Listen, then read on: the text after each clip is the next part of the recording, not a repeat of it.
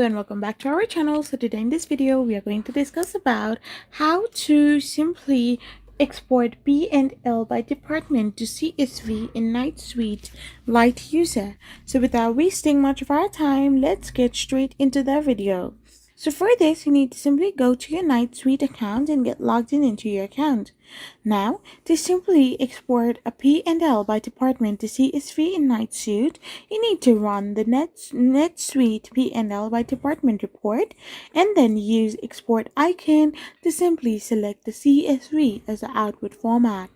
This process requires appropriate user permissions like export lists and allows customization of report details by exporting the data directly to a CSV file. So, simply talking, you need to navigate to reports, run the report, and export to CSV. You need to simply give consideration to permissions, Excel limitations, and report customizations as well. I hope you found this video helpful, so don't forget to hit that subscribe button and to give us a thumbs up.